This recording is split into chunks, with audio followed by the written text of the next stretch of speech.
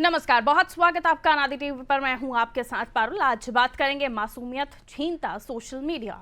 Corona संकट के दौरान मजबूरी में बच्चों के हाथों में मोबाइल देना पड़ा। पढ़ाई का जरिया मोबाइल बन गया था। उस दौर में बच्चों को घर पर रहते हुए पढ़ाई में मदद करने में मोबाइल फोन सहायक सिद्ध हुआ और कुछ हद तक सोशल मीडिया का सदुपयोग भी हुआ। ये सदुपयोग इसलिए संभव हो सका क्योंकि बच्चे माता पिता की देखरेख में मोबाइल का उपयोग कर रहे थे। लेकिन माता पिता के दूर होने के बाद भी जो बच्चे सोशल मीडिया के माध्यम से जुड़े हुए हैं और मोबाइल का उपयोग कर रहे हैं, उनका बचपन खतरे में है। उनकी मासूमियत खत्म हो गई है। खेल के मैदान में दिखने वाले बच्चे स्मार्टफोन हाथ में लेकर घर की चार दीवारी में कैद हो रहे हैं। इसका पहला असर उनके स्वास्थ्य पर पड़ रहा है, तो दूसरा सबसे खतरनाक असर उनकी मनोवृत्ति पर पड़ रहा है। मोबाइल बुलिंग से लेकर ये बच्चे नशे और सेक्स के शिकार होने लगे हैं। समय से पहले जमा हो रहे इन बच्चों का सामाजिक दायरा सिमट चुका है और समाज के लिए ये एक बड़ी समस्या बन गया है। इनमें से कुछ बच्चे तो ऐसे भी हैं जो अपराध की दुनिया में सोशल मीडिया के माध्यम से दाखिल हुए हैं। आज इसी ज्वलंत समस्या पर हम विमर्श करने की कोशिश करेंगे और ये भी जानने की कोशिश करेंगे कि आज का दिन इतना महत्वपूर्ण, लेकिन उसके बावजूद भी ये समस्या जो विकट हो रही है उस पर चर्चा करना महत्वपूर्ण है। पहले एक रिपोर्ट आपको दिखाते, देखिए।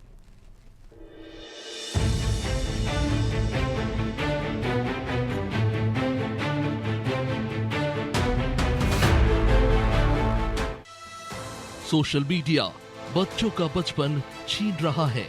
सोशल मीडिया का कल्पना लोक बच्चों को समय से पहले वयस्क बना रहा है।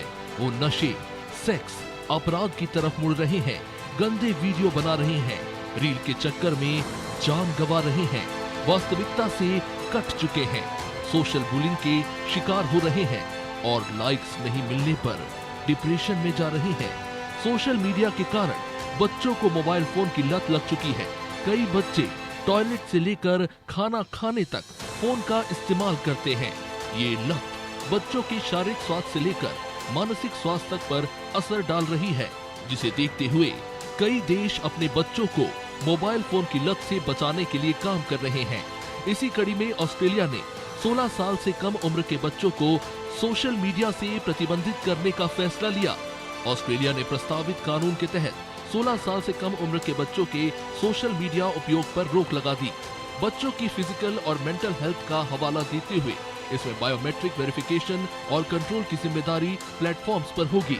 इसमें पेरेंटल कंट्रोल की कोई छूट नहीं होगी। कई अन्य देश भी सोशल मीडिया प्लेटफॉर्म तक बच्चों की पहुंच को सख्त कर रहे हैं। स्पेन ने जून में एक कानून पारित किया जिसमें 16 साल से कम उम्र के बच्चों के लिए सोशल मीडिया तक पहुंच पर प्रतिबंध लगाया गया था। अमेरिका के फ्लोरिडा राज्य में 14 साल से कम उम्र के बच्चों को जनवरी में लागू होने वाले एक नए कानून के तहत सोशल मीडिया अकाउंट खोलने से प्रतिबंधित कर दिया जाएगा। वहीं फ्रांस में 2023 में कानून पारित किया जिसके तहत सोशल मीडिया प्लेटफॉर्म को यूजर की उम्र सत्यापित करने की आवश्यकता होती है और यदि वे 15 वर्ष से कम उम्र के हैं तो माता पिता की सहमति लेनी पड़ती है। चीन ने 2021 से नाबालिगों के लिए सोशल मीडिया प्लेटफॉर्म तक पहुंच को प्रतिबंधित कर दिया, जिसमें 14 साल से कम उम्र के बच्चों को टिकटॉक के चीनी संस्करण डोइन पर प्रतिदिन 40 मिनट से अधिक समय बिताने की अनुमति नहीं है। अब सवाल है कि जब सोशल मीडिया बच्चों के लिए इतना खतरनाक है तो भारत इस पर कब नकेल कसेगा। भारत में पर्सनल डेटा प्रोटेक्शन कानून के तहत 18 साल तक के बच्चों के सोशल मीडिया उपयोग पर सख्त नियम लागू है। इसमें कंपनियों को पेरेंट्स या गार्जियन की सहमति लेनी होगी। बच्चों की डेटा पर शर्तें होंगी और विज्ञापन के लिए उन्हें टारगेट करने पर रोक होगी, पर ये केवल कागजों पर है।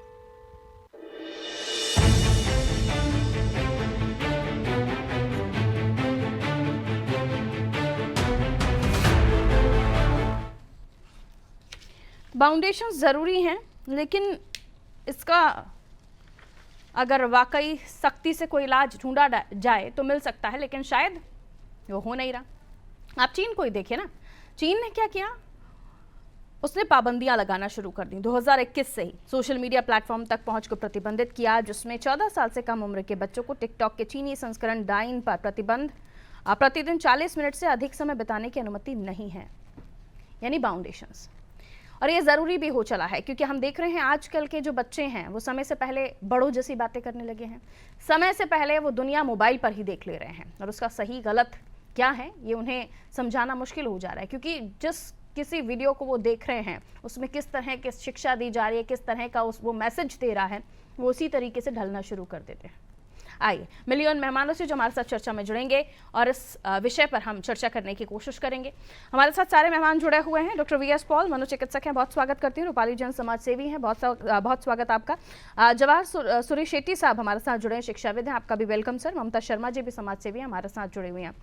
सबसे पहले चूंकि हमने बच्चों के हाथ में मोबाइल तब दिए शेट्टी साहब जब कोरोना का समय था और वो मजबूरी हो गया था, लेकिन अब मजबूरी इसलिए भी हो गया है क्योंकि आपके बच्चे उसके आदी हो चुके हैं। क्या इलाज देखते हैं आप? क्या शिक्षा पहले भी होती थी, लेकिन अब तकनीक के साथ शिक्षा जरूरी भी है और मजबूरी भी है, लेकिन उसका गलत इस्तेमाल, क्योंकि आप 24 घंटे आपके बच्चे को नहीं देख सकते कि आपका बच्चा मोबाइल में देख क्या रहा है। फिर कितने भी चाइल्ड लॉक लगा लीजिए, जो भी कर लीजिए, क्योंकि आज हर सोशल मीडिया प्लेटफॉर्म पर कुछ ना कुछ इस तरीके का कंटेंट है जो आपके बच्चे को समय से पहले वसक बना रहा है, नशे की तरफ ले जा रहा है, सेक्स एजुकेशन दे रहा है, जो एक उम्र में ठीक नहीं है। सर शेट्टी साहब। हाँ, तो इसको वृहद रूप में देखा जाना चाहिए, क्योंकि जिस तरह की बातें हो रही हैं अभी कि सोशल मीडिया को इतने उम्र तक बैन कर दिया जाए वगैरह, क्योंकि कई चीजें ऐसी हैं जो माँ बाप से सीखते हैं बच्चे। हाँ, तो आप सोशल मीडिया का बैन अगर सिर्फ बच्चों पे करेंगे और माँ बाप को लत लगी हुई है तो उनसे सीखेगा बच्चा। तो पूरा दोष बच्चे पे मढ़ देना एक बार समझ में नहीं आता है। एक दूसरी चीज है, सोशल मीडिया अकेला इसमें इस पूरे कुरीतियों में लिप्त नहीं है। इसमें इंटरनेट खुद इतना बड़ा है कि आप सोशल मीडिया को रोक देंगे तो भी कई चीजें ऐसी गूगल से मिलेंगी जो कि आप रोक नहीं पाएंगे। बिल्कुल। हाँ, तो ये दो चीजें। इसके अलावा क्या है, ये सिर्फ बच्चों को बिगाड़ रहे हैं ऐसा नहीं है। कि अगर मान लीजिए 3-8 घंटे बच्चे के जिंदगी में हर रोज हैं, तो एक तो 8 घंटे स्कूल कॉलेज में, एक 8 घंटे घर में है, और 1 घंटे अपने आप के साथ है नींद में। वो नींद डिस्टर्ब कर रहा है ये मोबाइल की लत जो है, और उससे अगले दिन की दिनचर्या उसकी बिगड़ती है। ये सब बहुत बड़े वृहद चर्चा की जरूरत है इसमें। बिल्कुल बड़ा सब्जेक्ट है और इस पर गंभीरता से चर्चा करने की आवश्यकता है। डॉक्टर वी एस पॉल, आप किस तरीके से देखते हैं, क्या प्रभाव पड़ता है अगर ऐसी स्थिति में बच्चा आपका आदी हो गया? हमने कई सारे बच्चों को देखा है कि खाना नहीं खा रहे हैं, जिद कर रहे हैं, उन्हें मोबाइल चाहिए उसके बाद ही, और पेरेंट्स मजबूर हो जाते हैं कि ठीक है खाना तो खाएगा कम से कम, या खाना तो खाएगी कम से कम। ये जो आदत हो चुकी है पेरेंट्स की भी और बच्चों की भी, एक कम उम्र में जहां पर हम देख रहे हैं छोटे छोटे 1-2 साल के बच्चों को आदी बना दिया गया है, या वो आदी बन गए हैं, क्योंकि पेरेंट्स ने भी इसे ईजी टास्क ले लिया है कि मोबाइल चला रहे हैं, कम से कम ये काम तो कर रहे हैं। लेकिन इसका आने वाले समय पर या अभी बच्चों के मनोचिकित्सक स्वभाव में, या फिर हम यूं कहें कि उनका दिमागी विकास होने में कितना प्रभाव पड़ रहा है? देखिए, बहुत ही इम्पोर्टेंट पहलू है, और इसके लिए मुझे ऐसा लगता है कि हम लोग जो वयस्क हैं पहले उनको अपने ऊपर जिम्मेदारी लेना चाहिए। कई बार हम देखते भी हैं और सुनते भी हैं कि साहब जब से मोबाइल आ गया है बच्चों को पालना सरल हो गया है। जब भी रोता है मोबाइल पकड़ा दो, खाना नहीं खाता मोबाइल पकड़ा दो, आपको अपना कुछ काम करना है, बहुत वर्किंग है, बच्चे को मोबाइल पकड़ा दो। तो अल्टीमेटली ये जिम्मेदारी मुझे ऐसा लगता है कि हम वयस्कों को लेनी चाहिए कि हम अपने बच्चों से इसको दूर रख सकें। कई बार ज्यादातर में यही देखा गया कि वयस्क को अपने सहूलियत के हिसाब से बच्चों को हाथ में फोन दे देते हैं और उनको एंगेज कर देते हैं जिससे कि वो अपने काम कर पाए। ये चीजें बाद में जब बच्चे को लिए और नुकसानदायक हो जाती है, तो लगता है बच्चा उससे कुछ गलत सीख रहा है, या बच्चे की शारीरिक जो डेवलपमेंट है, उसका सोशल डेवलपमेंट है, उसका दोस्तों से, लोगों से, बच्चों से मिलने के बाद एक जो लीडरशिप क्वालिटी होती है वो डेवलपमेंट है ना, अपने को एक्सप्रेस करने का डेवलपमेंट है। ये बहुत सारे आयाम ऐसे होते हैं जहाँ पे बच्चा एक दूसरे से मिलके, अपने एज के ग्रुप के या अपने से बड़ों में, पेरेंट्स के साथ, दादा दादी के साथ, उनके साथ जो सीखता है वो उसके जीवन में काम आने पर आता है। लेकिन ये जो वर्चुअल चीजें हैं, काल्पनिक चीजें हैं, बच्चों में ये क्षमता नहीं होती है कि वो दोनों को डिफरेंशिएट कर पाए कि रियलिटी क्या है और रील क्या है। तो वो रियल लाइफ को ही रियलिटी लाइफ की तरह देखने लगते हैं और उस तरीके से व्यवहार करने लगते हैं। सो डेफिनेटली हम लोग वयस्क हैं, हम लोगों को ये जिम्मेदारी लेना चाहिए पहले अपने कंधों पे, और इसके लिए समाधान ढूंढना चाहिए।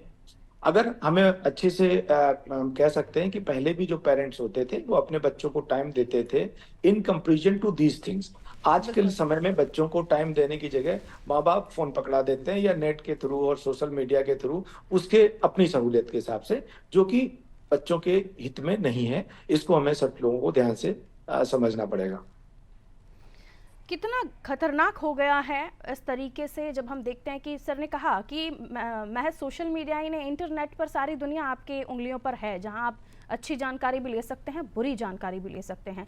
रूपाली जी, आपकी तरफ आ रही हूं क्योंकि कई ऐसी घटनाएं भी सामने आई जहां वीडियो देखकर उस घटना को अंजाम दिया गया, क्राइम को अंजाम दिया। इवन स्टूडेंट्स ने जो शायद 10th या 11th क्लास के थे, उन्होंने सामूहिक दुष्कर्म किया। इस तरह की घटनाएं भी सुनने में आई।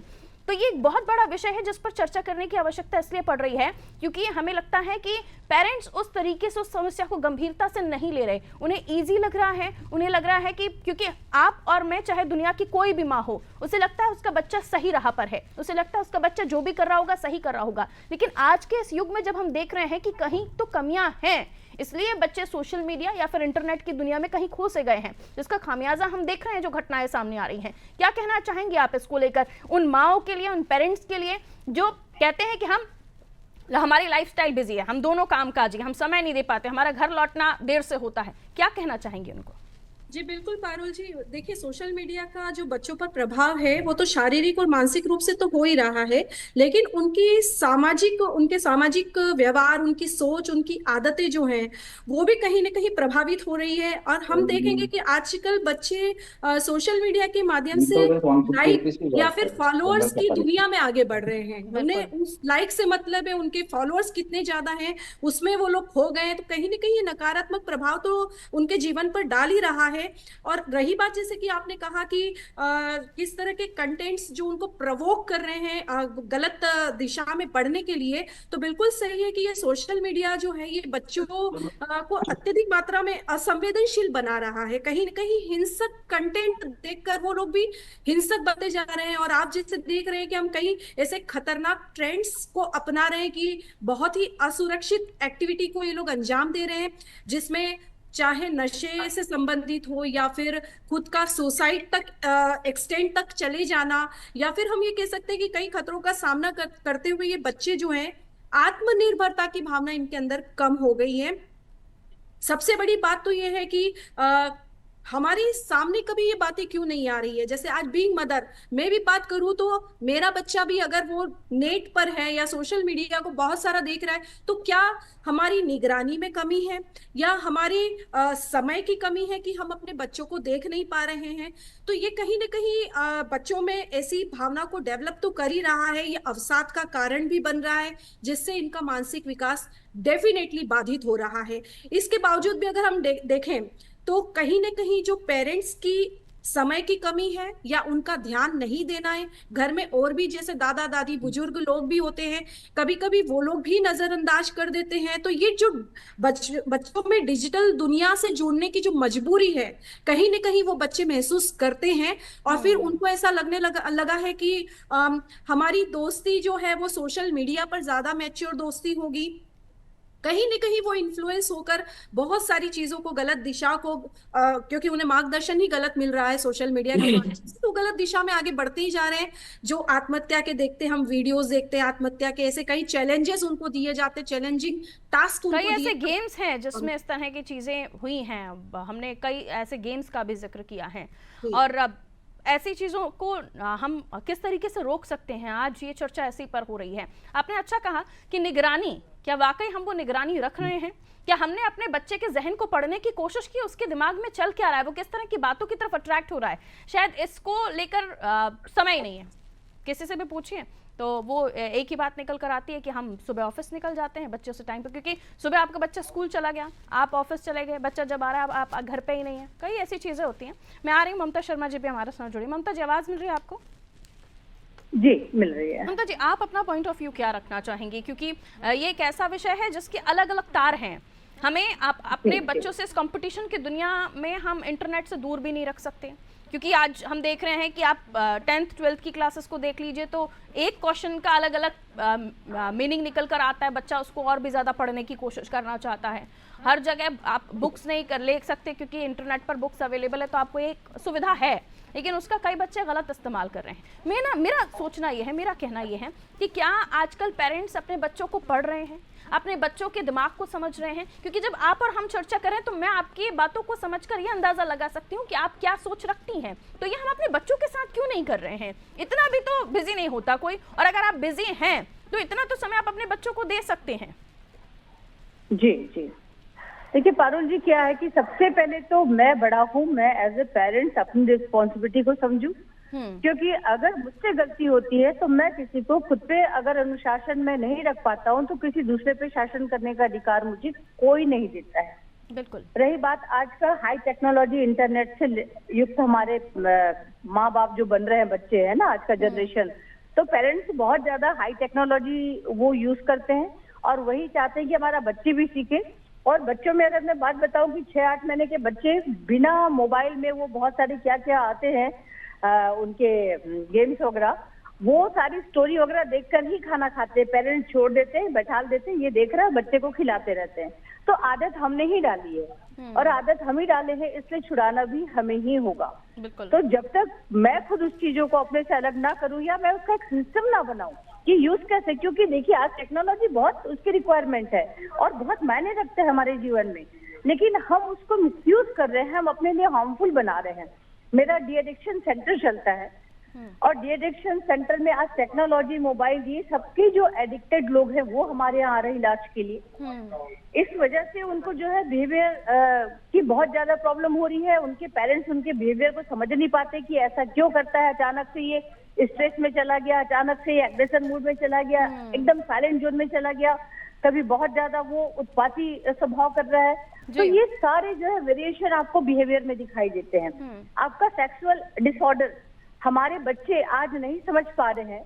आपने सुना होगा ये कि एक 12 साल का लड़का जो है वो देखता है मोबाइल में सारा कि रिलेशन कैसे बनाते हैं और वो अपनी 9 साल की बहन के साथ वो रिलेशन बनाता है, क्योंकि उसे मालूम ही नहीं है कि ये रिलेशन किसके बीच में और कब बनता है।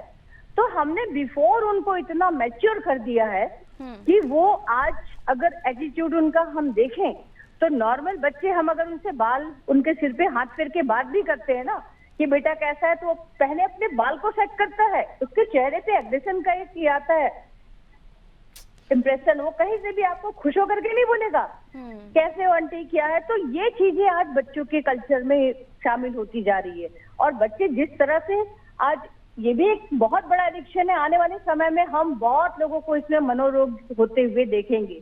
साथ में हमारे डॉक्टर साहब बैठे हुए हैं, पूर्व के वक्ता मैं सुन रही थी, तो ये इतना बड़ा मनोरोग को जन्म देने वाला कारण है जिसमें हम अभी बिल्कुल भी नहीं सुन रहे हैं, नहीं समझ रहे हैं। जो चीन ने बैन लगाया, मैं तो बहुत स्वागत करूंगी, किसी नाम से हो सकता है चीन से हमारा विरोध हो देश के कमर्शियल और राजनीतिक मुद्दे पे, लेकिन मैं बिल्कुल इसमें सहमत हूँ कि बहुत अच्छा निर्णय है और भारत देश को भी चीन से सीख लेकर के ये अपने यहाँ लागू करना चाहिए।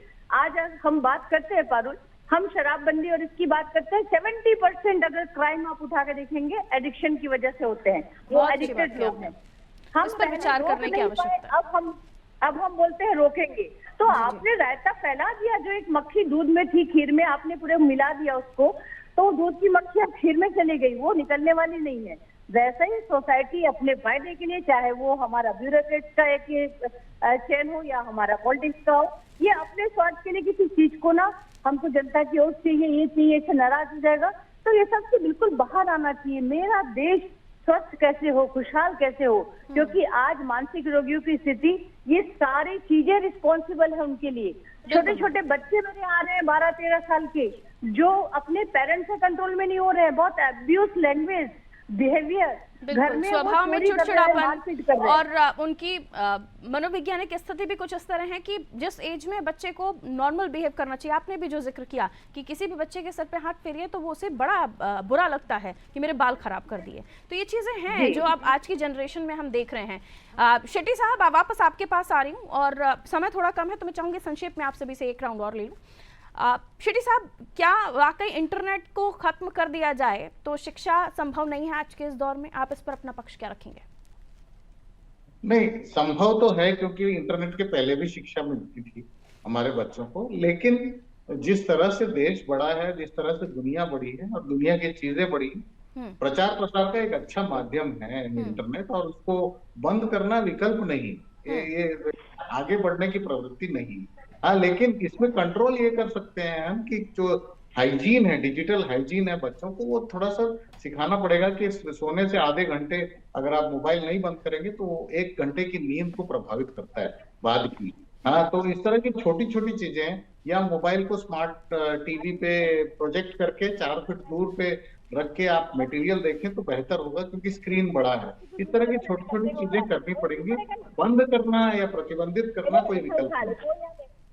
बिल्कुल। पाल साहब, आप क्या कहना चाहेंगे कि कैसे हम पढ़ें कि हमारा बच्चा एडिक्ट हो गया है, या हमारा बच्चा अब सोशल मीडिया की दुनिया में, इंटरनेट की दुनिया में इतना खो गया है कि अब उसके स्वभाव में परिवर्तन आ रहा है और जो आने वाले समय के लिए हानिकारक है? मैं सिम्टम्स जानना चाहती हूँ।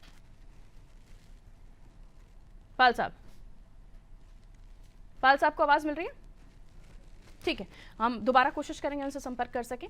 एक जो समस्या जिसको लेकर हम चर्चा कर रहे हैं, और उसमें एक बात ये भी है कि इंटरनेट की दुनिया से आज हम अपने बच्चों को दूर नहीं रख सकते, लेकिन समाज में अब ये ज़रूरी है जागरूकता कि हम सिर्फ बच्चों को अपनी परंपराओं के बारे में ना सिखाएं, बल्कि उनसे अपनी दिनचर्या के बारे में आप भी डिस्कस कीजिए और बच्चा भी डिस्कस करे। आप जो खुद देख रहे हैं, पहले तो आप खुद ही अपने लिए दूरियां बनाएं, क्योंकि हम देख रहे हैं आजकल पूरी की पूरी फैमिली सोशल मीडिया पर है, पूरा का पूरा फैमिली जो है यूट्यूब कंटेंट बना रहा है। रूपाली जी, आवाज नहीं आ रही। रूपाली जी की म्यूट है क्या मैडम? मुझे लगता है कि इन सब चीजों के लिए हमें इन बातों पर ध्यान इसमें भूमिका तय होनी चाहिए। माता पिता की भूमिका, शिक्षकों की भूमिका, फिर समाज की भूमिका और सरकार की भूमिका। माता पिता अपने बच्चों के सोशल मीडिया के उपयोग पर निगरानी रखें, उन्हें सुरक्षित उपयोग के बारे में शिक्षित करें और उनकी सीमाएं निर्धारित करें। देखिए, हम पूरी तरह से इंटरनेट को बंद नहीं कर सकते, पर सीमा निर्धारित कर सकते हैं और फिर उनके मानसिक स्वास्थ्य पर ध्यान दें। शिक्षकों की बात करें तो शिक्षक भी माता पिता के साथ कोऑर्डिनेट करें, डिजिटल साक्षरता को उनके पाठ्यक्रमों में शामिल करें। यहाँ तक कि हम देखें साइबर सुरक्षा के बारे में वो लोग अपने बच्चों को ज्ञान दे सकते हैं, ऑनलाइन खतरों के बारे में बता सकते हैं। अब हम समाज की भूमिका की अगर बात करें तो समाज में भी ऐसे जागरूकता अभियान चलाए जाने चाहिए। सोशल मीडिया या फिर उनकी कंपनियों की जिम्मेदारी के लिए प्रोत्साहित करना चाहिए।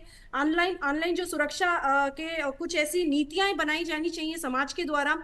तो ऐसे बच्चों के मानसिक स्वास्थ्य के लिए सामुदायिक रूप से कोई कार्य किया जा सकता है। सरकार की भूमिका की अगर हम बात करें तो सरकार को ऐसे जो ऑनलाइन खतरे हैं या जो ऐसे ऐप हैं, उन ऐप को तुरंत बंद करना चाहिए, उन पर निगरानी रखनी चाहिए। चीन जैसा जब देश कर सकता है तो हमारा देश भी कर सकता है, अगर इसे अमेरिका में वाकई खतरनाक समझ रही है सरकारें तो। बिल्कुल जरूरी है कि ऐसी शिक्षा प्रणाली डिजिटल साक्षरता को शामिल करके और फिर आगे बढ़े। जब अन्य देश कर सकते हैं तो डेफिनेटली भारत भी कर सकता है। बिल्कुल। ममता जी, क्या ऐसे प्रोग्राम्स की आवश्यकता है जो पेरेंट्स टीचर्स के प्रोग्राम हो? शिक्षा अब मुझे लगता है बच्चों को तो देनी ही चाहिए, लेकिन पेरेंट्स को भी एजुकेशन देनी चाहिए कि आप अपने बच्चों को के साथ साझा कीजिए कि क्या टॉपिक्स हैं, या क्या आप कुछ पढ़ रहे हैं, या न्यूज़ से रिलेटेड आप कुछ पढ़ रहे हैं। ये टाइम स्पेंड होगा तो बच्चों का माइंड भी उस तरफ डाइवर्ट होगा, क्योंकि क्यूरियोसिटी, आप मोबाइल अगर डेवलप कर रहा है तो क्यूरियोसिटी कुछ क्वेश्चन आपके भी बच्चे के मस्तिष्क में प्रभाव डाल सकते हैं। इस पर आप क्या कहना चाहेंगी? क्या ये एक उपाय हो सकता है?